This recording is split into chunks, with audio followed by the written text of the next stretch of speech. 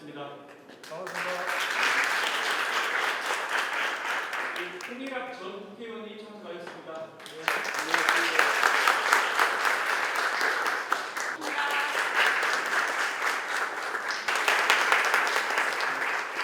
오늘 또 날을 잡다 보니까 10월 세 번째 금요일인데요. 오늘 우리가 술 마시며 이야기하던 그 분위기가 좀 다르게 오늘은 몸을 채우기보다는 머리를 채우는 그러한 자리를 좀 준비했습니다. 또 정말 바쁘시고 어려우신데 저희들의 강연 요청을 흔쾌히 수락해 주신 우리 홍일학 전 국회의원님께도 정말 진심으로 존경과 감사 인사를 전합니다. 지난 3월부터 9월까지 7개월 동안 달서갑 민주정치 리더십 아카데미 수료식을 기념해서 준비를 했습니다. 우리 고민은 이랬습니다. 내년 지방선거를 앞두고 우리 주민들 대표하는 민주당의 후보는 주민 대표로서의 자질을 갖춰야 된다. 또 의정 활동을 할 수 있는 역량을 갖춰야 된다. 그러한 후보들을 우리 주민들에게 민주당이 선보여야 된다. 이러한 취지로 약 7개월 동안 민주정치 리더십 아카데미를 진행을 하였습니다. 대구에서 일당 독점을 끝내주십시오. 언제까지 국민의힘에게만 투표를 하시겠습니까? 집권 여당 후보가 되어야지 중앙 예산도 좀 나오는 거 아닙니까? 이런 이야기로 지방선거를 치를 수는 없었습니다. 우리 대구 시민들이 그러한 이야기에 우리 민주당 후보들에게 표를 주지는 않았습니다. 이제 우리 민주당은 우리 지역을 정확하게 알고 우리 주민들에게 구체적인 비전을 제시하는 그러한 비전과 전략을 준비해야 될 때라고 생각합니다. 그러한 고민들로 지난 7개월 동안 10분이 함께 아카데미를 진행해서 오늘 9분이 수료를 하게 됩니다. 그리고 오늘 이 강연은 너무나 특별하고 소중한 시간이라고 저는 감히 생각합니다. 우리는 4차 산업혁명, 탄소 중립, 또 코로나 팬데믹으로 인한 문명사적 대전환기를 맞이하고 있습니다. 이러한 대전환의 시대에 우리 대구가 어떠한 미래로 나아갈 거냐, 또 어떠한 전략을 가지고 이 대전환기를 대응할 거냐라고 하는 문제는 선택이 아니라 사활적인 과제다라고 생각합니다. 저는 그것을 우리가 준비하고 답을 찾아야 된다.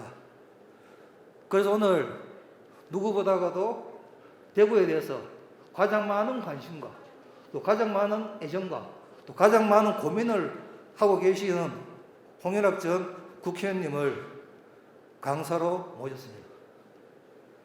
대구에서 비례, 지역구 두 번의 국회의원을 지내시고 또 많은 고민들 속에서도 오직 대구의 발전을 위해서 협치를 성공적으로 이끌어내셨습니다.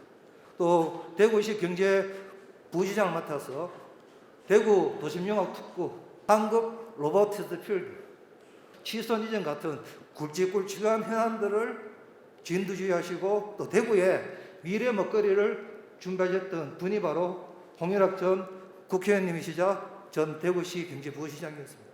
저는 현장에서 우리 홍일학 의원님께서 발로 뛰시면서 경험하고 고민했던 그러한 내용들을 우리 달서갑 지역 당원들과 주민들과 먼저 나눠보자.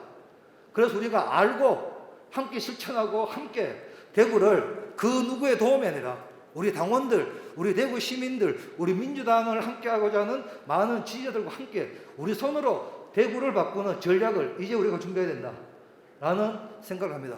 오늘 그 시작의 자리가 되었으면 좋겠고 우리 홍일학 강사님께서 알고 계시는 그 많은 노하우를 다 우리가 공유하고 우리 거로 만들어서 홍일학이 없어도 달서갑을 우리가 책임지겠다. 이러한 출발의 시간이 되었으면 좋겠습니다. 함께 달서갑을 바꾸고 대구를 바꾸는 그 장정을 신나게 시작합시다. 고맙습니다. 사실 제가 2004년도, 3년도에 대구 내려와서 경북에서 처음에 활동을 했습니다. 경북에서 이거 벌써도 되겠죠? 네. 경북에서 활동하면서 경북 도당 위원장도 하고 국회의원이 돼서 대구시당 위원장도 하고 그렇게 했습니다. 사실 제가 대구 와서 활동하게 된 배경은 제가 한번 활동해서 전 지역구에 우리 후보가 누가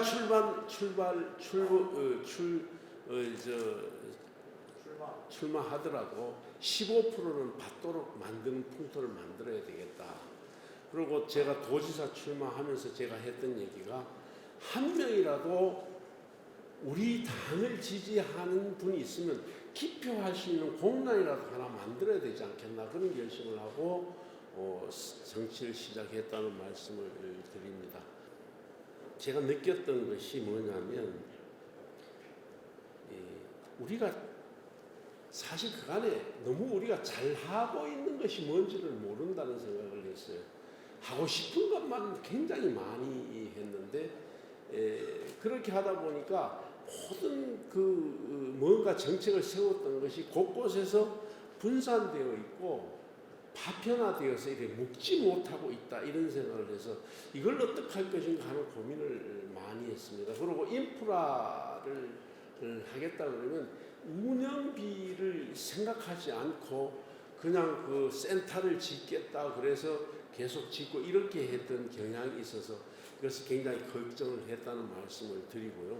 그러나 대구에 지금 우리 민주당이라든가 대구의 여러 여건들을 제가 보면서 느끼는 것이 대구가 위기에는 굉장히 무반응하고 있다는 생각을 해요. 위기가 왔는데 반응을 안 해요.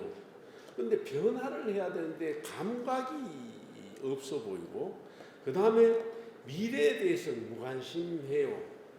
그런 것이 왜 그러면 그렇게 되느냐 제가 보니까 언론들은 굉장히 보도 자료에 너무 익숙해서 자기가 취재하고 하는 데는 그냥 많이 게으르다는 생각을 하고 공무원들은 그냥 이대로 그냥 만족해요. 비공식적인 거지만은 부부 공무원들이 굉장히 많습니다. 그래서 특별히 뭐 더 어떻게 도전을 한다든가 어떻게 더 하는 것보다 이대로 가면 그냥 만족하게 사는 것이 좋다는 것이 있고요.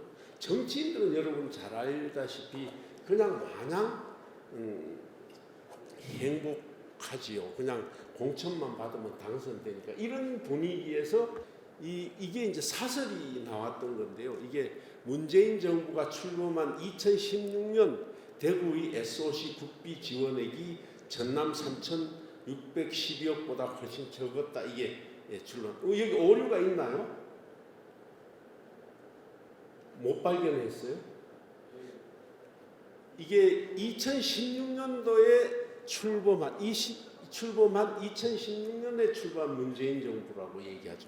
그 앞에 기사를 여기에도 그렇게 문재인 정부가 출범한 2016년 경우 지역 간 국비 지원 규모 차이가 상당히 벌어졌다 이렇게 얘기하죠. 2016년도, 17년도, 16, 17년도에 보면 저렇게 이제 우리 이 정부의 예산이 이렇게 줄어들었죠. 그런데 아까 2016년도에 출범한 문재인 정부라 그랬는데 문재인 정부 언제 출범했어요? 2017년도에 출범했죠. 이렇게 보도 자료만 내면 수정을 안 하고 그냥 신문에 이렇게 그냥 사설로 기사로 싣는 것이 대구의 현실입니다. 거죠. 이런 부분 속에서 우리는 어떻게 해야 될 것인가 하는 고민이 있는 겁니다. 사실 우리 현실이 그런 것이죠. 대구를 보면 우리가 여러분 보면 알죠. 대구에서 말하는 사람들 보면 자기 경험이 원칙이라고 생각하는 분들이 많죠. 자기 경험이 원칙. 자기 다른 경험을 안 해봤고 그냥 자기 경험이 원칙이라고 생각하고 그것에 대한 고집만 피우는 사람이 너무 많고요. 그러다 보니까 주위에 보면 관변단체든 누구를 보면 다 자기 검열을 하는 경우가 굉장히 많죠. 내가 이 말을 하면 누가 저 단체에서 나를 그냥 이렇게 소외시키거나 이렇게 배제하거나 이럴지 모른다는 생각을 해서 자기 스스로를 검열하는 거죠. 그러다 보니까 어떻게 돼요? 중얼거리는 일만 많죠. 중얼거리는 일만 많이 해요. 이게 우리 사회의 현실입니다. 그러면 누군가가 좀 입 바른 소리 하는 사람이 어떤 회에서 말을 하려고 하면 그러죠. 야, 이따가 뒤에서 따로 얘기하자.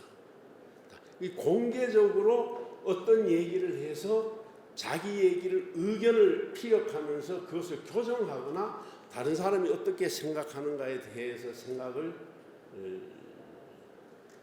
할 기회를 다 놓쳐버렸죠. 제가 부시장 가서 가장 인상적이었던 것이 대구시의회입니다. 그런데 5분 발언 내용을 보면 다시 시정 질의를 해도 될 만한 안건들이에요. 그래서 서로 집행부하고 시장하고 부시장하고 국장들하고 얘기를 하면서 자기 생각이 어떻고 남이 어떻게 생각하는가에 대해서 서로 훈련이 필요한데 그런 훈련이 안 돼요.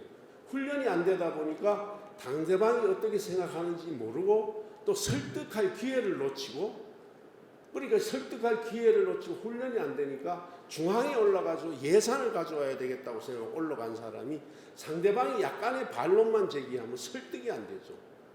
이것이 대구가 안고 있는 문제다. 아까 얘기했죠. 발전 계획에 대해서는 뒤지니까 2014년도에 대구 장기 발전 기본 계획이 있었고요. 2016년도에 로드맵이 입었는데 그게 있는지를 모르더라고요. 그래서 그걸 다시 제가 찾아서 다시 읽어보고 그 다음에 어떻게 보완, 보충, 수정되어 왔는가에 대해서 말하기 시작했었고요. 그럼 의사결정구조, 기획조정이 사실 대구시를 바라보면서 저는 의사결정 뭡니까 기획조정 기능은 대구가 없어요. 이 기획조정 기능은 아예 존재하지 않아요. 그러니까 기획을 해서 미래에 어떤 조정을 해서 뭘 이렇게 수정해 가는 것이 아니라 가장 분의 생각에 따라서 그냥 막 움직이는 그런 조직에 불가한 조직으로 되어서 아주 미래에 대해서 이렇게 미래에서 급변하는 미래에 대해서 대구가 어떻게 그걸 빨리 수용하고 적응하고 또 새로운 어떤 아이디어를 가지고 접근하고 할 수 있느냐에 대해서 유연성이나 적응성이 굉장히 많이 떨어지고 있다, 이런 생각을 해봤습니다. 우리가 지금 안고 있는 사회가 디지털 시대로 막 급하게 가고 있고 팬데믹이 일어났고 기후위기가 왔는데 이걸 우리가 어떻게든 빨리 적응하거나 이 문제를 우리가 인식하고 새로운 시대로 가기 위해서는 우리가 나름대로 역할을 해야 되는데 그것에 대해서 우리가 기민하지 못하다는 생각을 많이 하죠. 그래서 지금 대구시에 제가 가자마자 제가 혁신성장을 위한 거버넌스 구축이라는 이름으로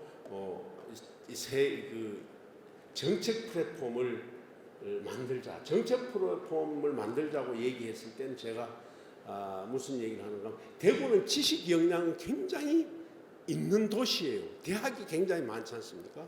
지식 역량은 대단히 있는데 이 역량을 하나로 깨지를 못해요. 깨가지고 이걸 구슬처럼 뭘 만들어가는 과정이 부족한, 기술이 부족한, 아까처럼 그러니까 기술이 있을 수가 없죠. 혁신 네트워크를 만들어서 좀 활성화해보자는 얘기를 했었죠.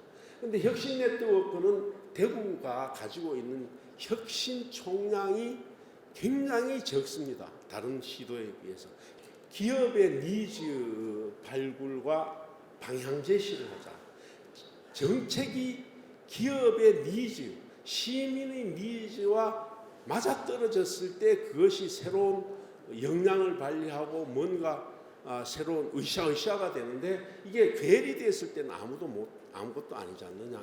그리고 방향 제시를 함으로 해서 기업을 하는 사람들이 미래를 향해서 대구시 정책이 이런 거구나, 나도 따라가면 되겠구나, 이런 느낌을 가질 수 있는데 그 방향을 알지 못할 경우 굉장히 모호하고 자기도 마음을 결정하지 못할 때가 많을 거라고 생각해서 이걸 해야 된다. 그러고 그 다음에 이제 추진하는 우리 사업이나 프로젝트에 대해서 중앙 정부로부터 아니면 외부로부터 신뢰를 우리가 갖추고 설득력을 가져야 된다. 그렇지 않을 경우에는 외부에서 인정을, 그러니까 신뢰 확보에 대한 얘기를 많이 했었던 기억이 납니다. 그래서 이제 제가 했던 것이 팀을 이렇게 개방, 소통, 구조전환, 미래도약 가치 창출을 팀을 만들어서 20개 과를 4팀으로 5개 묶어서 8주 동안 일주일에 한 번, 저는 일주일에 4번이었고 저 사람들은 일주일에 한 번씩 8주 동안 계속 회의를 하면서 협업을 어떻게 할 것인가 하는 것을 시작을 했습니다. 그러게 9월, 10월인가 11월 뭐 이렇게 해서 하여튼 8주 동안 계속 했던 기억이 납니다. 대구 경제산업협의회를 만들었습니다. 이게 만든 것은 뭐냐면 아까 기업의 니즈 발굴을 하고 방향을 제시해야 되는데 이게 뭐가 우리가 현재 되고 있는지에 대해서 기업들과 산학연이 모여서 현주소 파악을 하기 위해서 그 작업을 했던 기억이 납니다. 그 뒤 여러 가지는 있을 겁니다. 그러고 이제 제가 그렇게 이제 크게 생각하면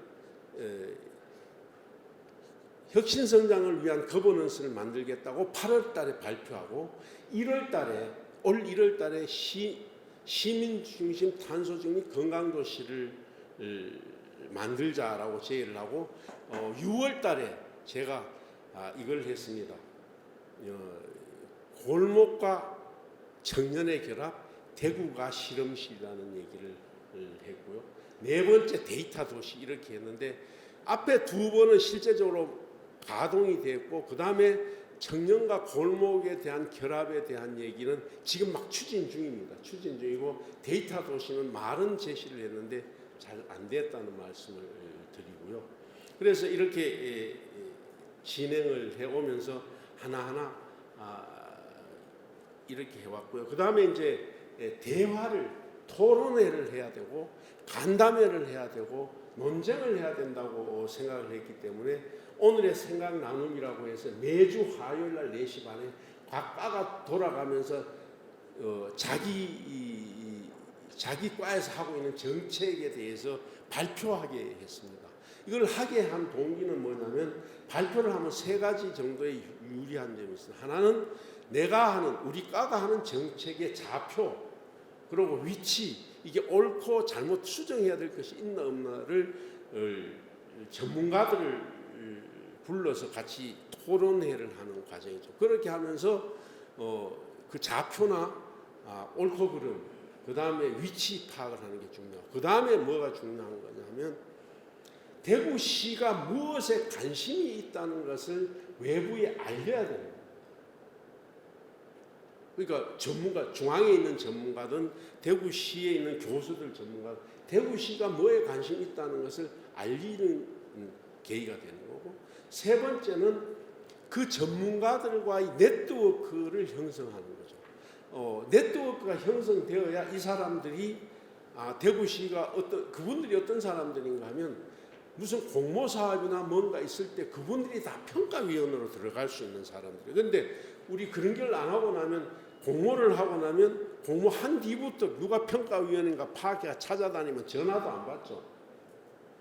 이런 일을 시작을 했고 그러고 매주 목요일 날 아침 7시 반에 생각나는 아침 생각이라고 해서 서울의 유명한 뭐 예를 들어 구글을 하는 사람이나 쿠팡에서 CEO를 하는 사람들이라든가 얼마 전에는 우리 홍종학 중기부 장관이라든가 뭐 이런 분들을 많이 불러서 세상의 움직임이 어떻게 돼가고 있는지를 설명하고 강연을 하도록 했습니다. 지금도 진행되고 있는데 그렇게 함으로 해서 공무원들의 생각이 바뀌고 내가 어떻게 와 있는지를 알 수 있도록 그렇게 했습니다. 그렇게 하면서 하나하나 진행될 수 있도록 그렇게 했던 기억이 납니다. 여러분들도 이런 것이 내가 가지고 있는 게 다라고 생각하는 순간 확 뒤떨어지게 돼 있고 대구가 사실은 조찬 모임 같은 것이 굉장히 적은 동네입니다. 지금 7시 반에 일주일에 한 번씩 하는 걸 제가 했더니 굉장히 반대가 처음에 심했어요. 아침 식사도 안 하고 어떻게 부르느냐 막 그렇게 했었는데 하여튼 그렇게 해서 지금도 잘 진행되고 있고 그 다음에 이제 제가 중소기업 협동조합들이나 중소기업을 달아나면서 순회 공연을 하면서 그 많은 것을 들었고요.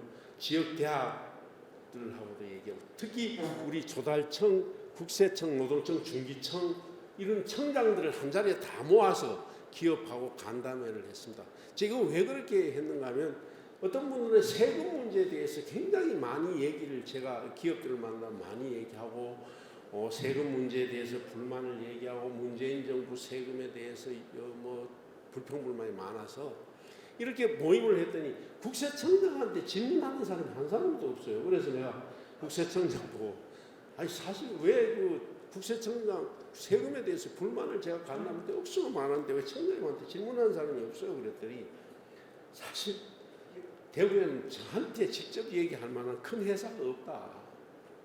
그런데 이제 불만을 얘기하는 사람은 다른 사람한테 듣고 그냥 전달하는 불만을 얘기하는 분들이 너무 많았다는 그런 말씀을 드리고 싶습니다. 우리 대구가 사실은 스토리가 굉장히 많은 도시입니다. 골목골목마다 스토리가 많은 도시예요. 그 스토리를 우리가 다 무시하고 사는 도시. 지난 30년, 40년 동안 그냥 오직 경제만 얘기를 하면서 살아왔잖아요. 그러니까 그것 때문에 우리는 사실 남는 게 없는, 스토리가 없는 삶. 그러나 역사를 보면 우리 대구는 저항의 도시예요. 저항의 도시.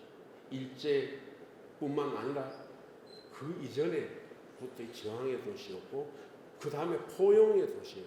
6.25 때 그 많은 사람들이 대구로 몰려왔을 때 다 포용하고 살았던 도시고 그 이후 70년대, 80년대에 가면서 혁신에 또 앞장을 섰던 그런 도시임에도 불구하고 이런 DNA가 지금 다 사라져 버리고 없습니다. 그게 대구의 현실이에요. 그리고 우리 대구 형무소가 삼덕동 가면 있는데 팻말 하나 없고, 그리고 우리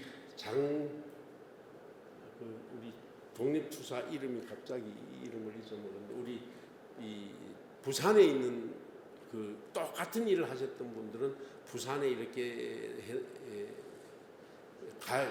생가도 이렇게 복원해놓고 지역 그 투척 폭탄을 투척했던 장소에 가면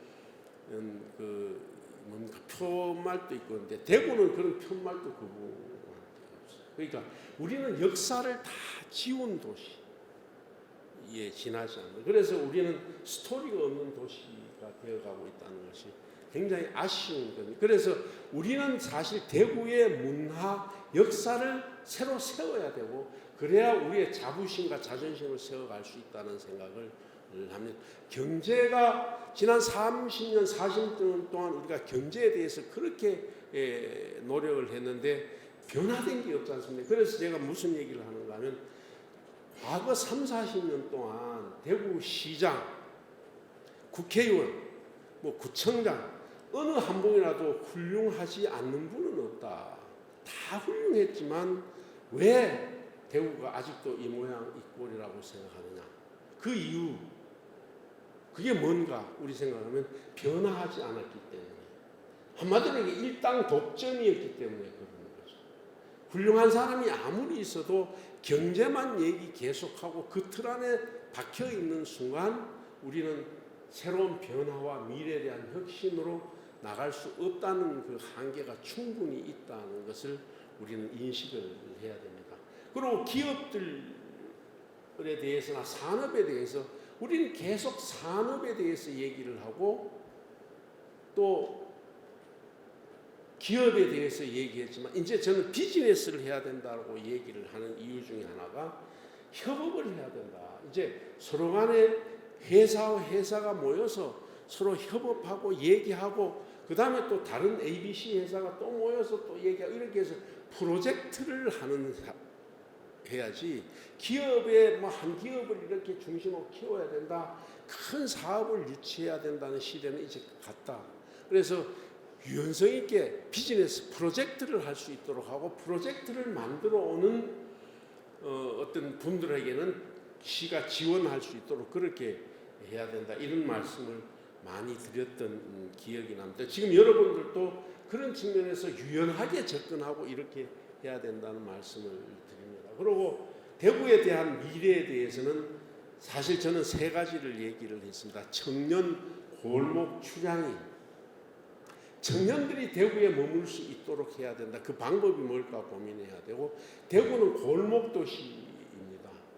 대구의 골목을 어떻게 하면 활성화할 수 있는가를 여러분들이 같이 저하고도 같이 고민을 해야 되고, 그렇게 하기 위해서는 또 하나 더 해야 되는 것이 출향인들이 관심을 쓸 수 있는 정책을 만들어야 되는데, 대구에 대한 우리 정책에 대해 출향인들이, 서울에 있는 출향인들이 관심이 없어요. 왜 관심이? 그 모양 그 꼴 그냥 그게 아니냐 이렇게 생각하기 때문에 관심이 없어요. 출향인들이 대구에 투자하게 만들고 출향인들이 대구에 관심을 쓰게 만드는 정책을 만들어야 되는데, 그것은 우리 민주당이 해야 될 거다 하는 생각을 저는 생각합니다. 지금 대구의 미래에 대해서는 방향성이 지금 없습니다. 그러니까 대구는 열심히 일하는 사람들은 있을지 몰라도 전부 다 뿔뿔이 흩어져 있어서 이걸 구슬을 깰 수 있는 사람들이 굉장히 부족하다는 생각을 저는 해요. 그래서 이것을 우리가 어떻게 해야 될 것인가를 고민을 해야 됩니다. 그리고 모든 것이 구석구석 처박혀 있어서 이것을 연결할 수 있는 리더십이 필요한데, 이 리더십을 어떻게 만들어 갈 것인가 하는 부분을 우리 지역사회에서도 만들어야 됩니다. 저한테 대구시 이 미래에 대한 대선 정부에서 공약을 만들어 보자라고 얘기를 많이 하는데, 대구에 무슨 수건 사업이 있나? 수건 사업이 뭔가요? 대구에는 제가 가임하는데 수건 사업이 없어요. 그러니까 불만은 있는데 뭘 우리 다 시민들이 전체 합의해서 뭔가를 방향을 잡고 가보자라고 얘기했을 때 가슴이 뜨겁게 일어나고 이거는 해야 되겠다 하는 것이 있나요? 아까 얘기했던 그 그룹들이 다 그냥 그렇게 사도 다 행복한, 그냥 그렇게 살면 되죠. 그래서 특별히 없어요. 그 논쟁을 하나요? 시의회, 구의회에서 대구의 미래에 대해서 고민해 보나요? 저는 그런 측면에서 안타깝게 생각하는 것입니다. 그래서 이 솔루션이나 이노베이션을 오픈해서 할 수 있는, 예를 들어 봅시다. 치수 다변화라고 얘기하는 것에 대해서, 그것이 20년 전부터 대구 물 문제를 해결해야 된다고 했지 않습니까? 문재인 정부 들어와서 구미시장하고 환경부하고 얘기를 해서 지금 치수 문제나 대구 낙동강 물관리 문제에 대해서 이렇게 가면서 대구의 해평 구미 치수를 같이 쓰도록 이 방향을 잡아갔잖아요. 그러면 그 방향을 잡아갔으면 적어도 대구 공동체 내에서 그것을 방향을 빨리 내 것으로 만들어서 같이 그것이 성사될 수 있도록 만들어야 되는 거 아니에요. 그런데 지금 구미시 국회의원 두 사람은 크게 반대하고 대구시 정치권은 전부 침묵하고 있잖아요. 어느 날 종이 한 장의 밑에서 환영 메시지 낸 걸로 다예요. 이 심각한 문제에 대해서 그분들은 그렇게 환영 메시지하고 잘 됐다 그렇게 하자 이런 얘기인데, 달빛 내륙 철도 하니까 다 모여가지고 막 국회 정론관에 모여가지고 막 그 생색내기를 하더라고. 그럼 이 문제를 이렇게 심각하게 생각하지 않는 이유가 뭘까요? 지역 정치권이나 지역사회에서 내 걸로 만들어서 구미에서 원하는 수건 사업이라든가 어떤 요구사항을 같이 힘써서 하겠으니까 중앙정부에서 보태서 MOU를 맺든가 어떻게 해보자라고 지역사회에서 그걸 받아들이는 모습을 보여야 되잖아요. 전혀 보이지 않고 있어요. 그런데 내년에 혹시 구미시장이 우리는 해평저수지를 대구에 못 줘, 이런 공약을 가지고 나서 해서 그 사람이 당선되면 대구 물 문제는 영원히 해결이 돼요. 이런 부분에 대해서 우리가 고민을, 그러니까 뭘 해야 되겠다고 내세우는 것이 아니라 그 내세운 것을 내 걸로 만들고 그것을 꾸준하게 방향성을 가지고 나갈 수 있는 지속성이 있는 사고와 능력들이 있어야 되는데 그것이 전혀 없어요. 그래서 제가 심지어 어떻게 했는가 하면 대구에는 생각은 많이 하는데 뭘 일하려고 일어서서 일을 하려고 움직이면 근육이 다 풀려서 근육이 안 움직입니다. 근육이 없는 사람들이 주로 하는 일이 뭡니까? 몸이 안 움직이니까 잔머리만 굴리죠. 이게 대구 사회가 가지고 있는 문제다. 지역 정치권이나 지역사회에서 내 걸로 만들어서 구미에서 원하는 수건 사업이라든가 어떤 요구사항을 같이 힘써서 하겠으니까 중앙정부에서 보태서 MOU를 맺든가 어떻게 해보자라고 지역사회에서 그걸 받아들이는 모습을 보여야 되잖아요. 전혀 보이지 않고 있어요. 근데 내년에 혹시 구미시장이 우리는 해평저수지 문을 대구에 못 줘. 이런 공약을 가지고 나서 해서 그 사람이 당선되면 대구 물 문제는 영원히 해결이 돼요.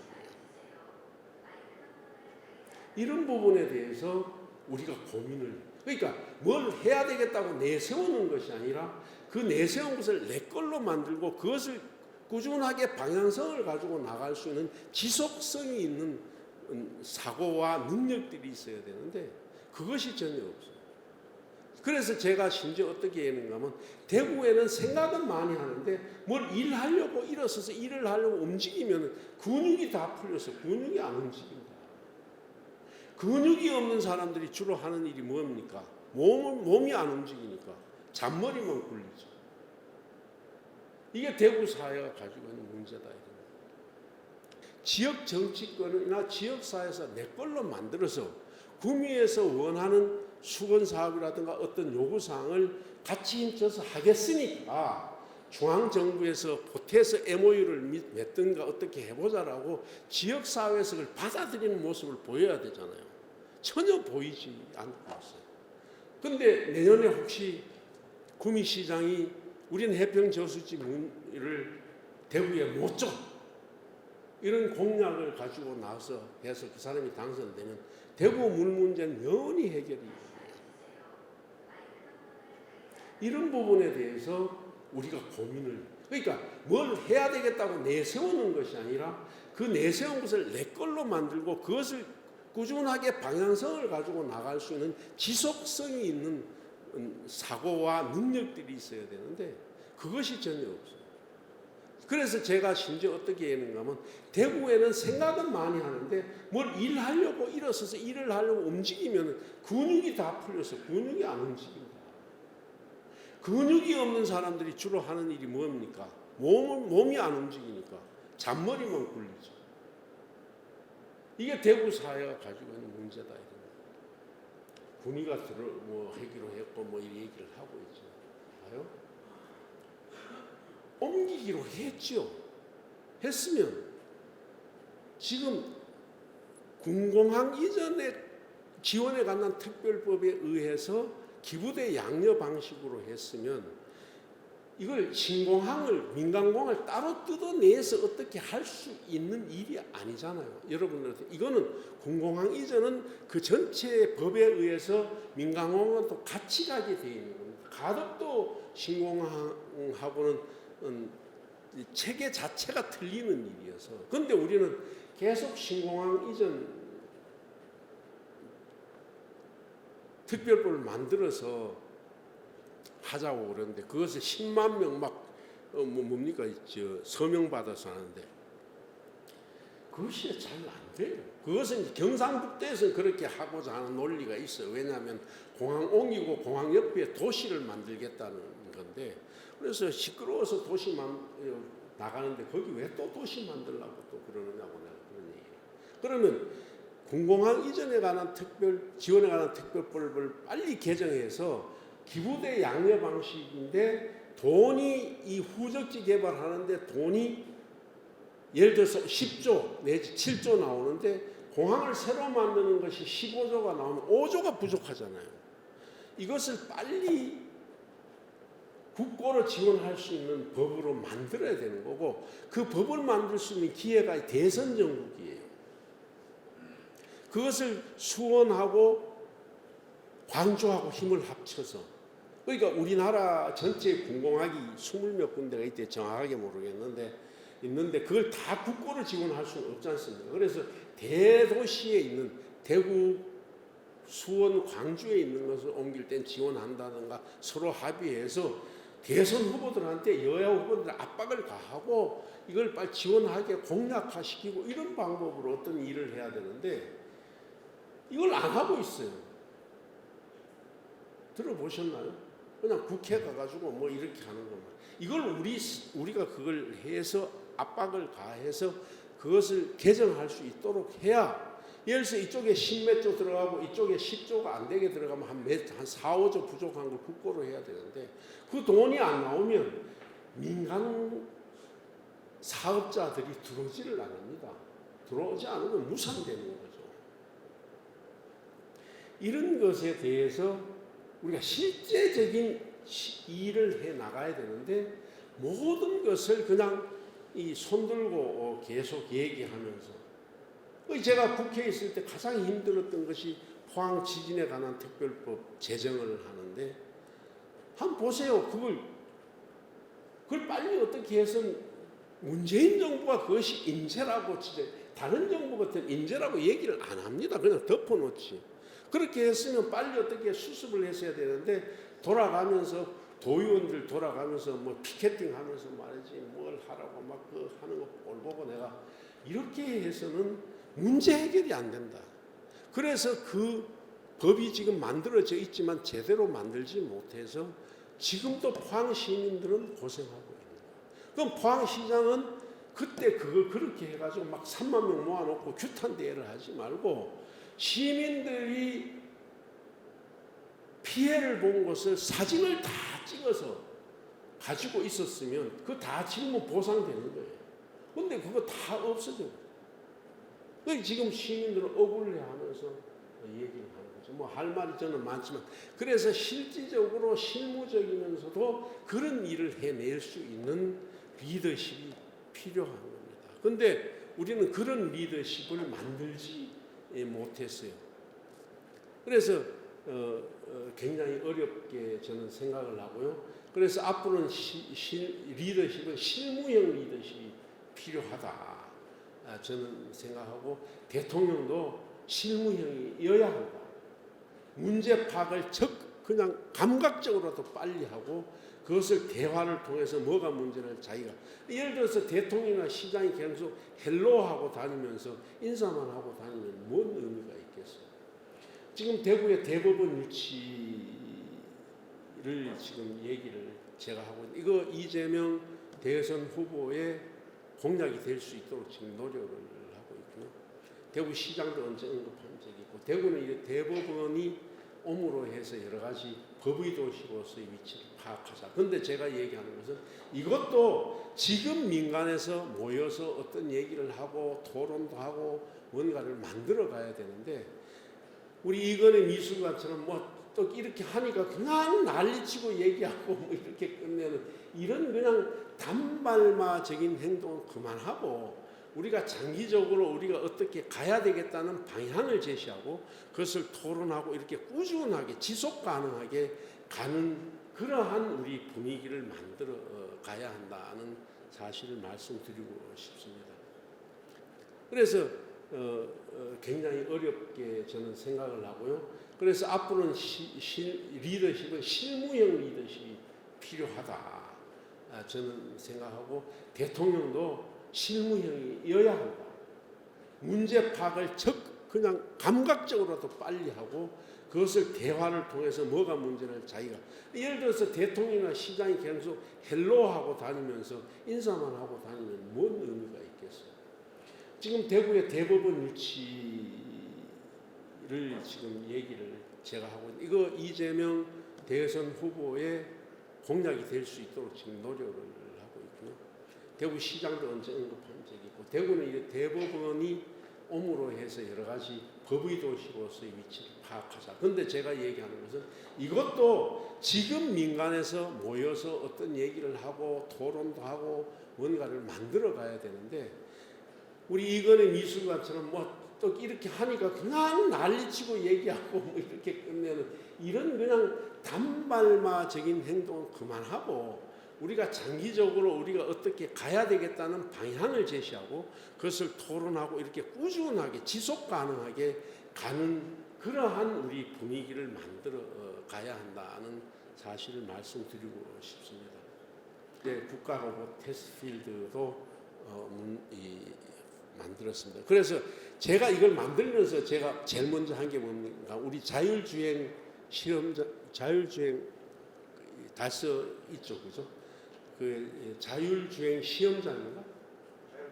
예, 거기 제가 갔어요. 그래서 뭐라고 그러냐면 뭐 시험장 그 원장한테 여기에 시험하고 있으면 데이터가 여기 주고 가요. 내가 데이터 하나도 안 주고 가요. 그래서 우리는 10만 평 땅 다 내놓고 와가지고 자기네들 실험만 하고 갑니까? 우리는 뭐예요? 그런 것들에 대해서 우리 관심을 써야 됩니다. 네, 국가로봇 테스트필드도 만들었습니다. 그래서 제가 이걸 만들면서 제가 제일 먼저 한 게 뭡니까? 우리 자율주행 시험장, 자율주행 달서 있죠, 그죠? 그 자율주행 시험장인가? 예, 거기 제가 갔어요. 그래서 뭐라고 그러냐면 뭐 시험장 그 원장한테 여기에 시험하고 있으면 데이터가 여기 주고 가요. 내가 데이터 하나도 안 주고 가요. 그래서 우리는 10만 평 땅 다 내놓고 와가지고 자기네들 실험만 하고 갑니까? 우리는 뭐예요? 그런 것들에 대해서 우리 관심을 써야 됩니다. 그 테스트한 결과를 우리한테도 남겨주고 가야죠. 그런데 우리는 테스트하도록 다 내놓고 우리한테 데이터를 안 내놓고 가면 그거는 뭐예요? 아무것도 아니잖아요. 그래서 이 국가로봇 테스트필드를 하면서 제가 데이터를 축적할 수 있는 방법을 만들고 얘기를 해야 된다고 얘기를 하고 자율주행 시험장에서도 그걸 하기 위해 노력을 하고 있습니다. 이제 이것이 이 로봇은 정말 말을 하기 시작하면 굉장히 많습니다만 정말 우리 미래에 우리가 같이 살아가야 될 이 로봇이 자동차고 자동차가 로봇이고요. 그게 이제 하나의 모빌리티화해서 될 건데 제가 지금 꿈을 꾸는 것은 대구는 모터의 메카이기도 하고 모빌리티의 천국이 되어야 되고 로봇의 요람이 되어야 되고 데이터의 어떤 도시로서의 그 미래를 가야 된다고 생각하는데 그것이 어떻게 될지 잘 모르겠습니다. 그러나 이제 그 과정 속에서 이제 아까 말씀드렸던 대구경제산업협의회를 만들어서 지금 계속 추진 중입니다. 로드맵을 만들고 있습니다. 한 10가지 과제를 지금 해서 올 10월달, 12월달 되면 발표가 될 텐데 지금 잘 진행될 거라고 저는 믿고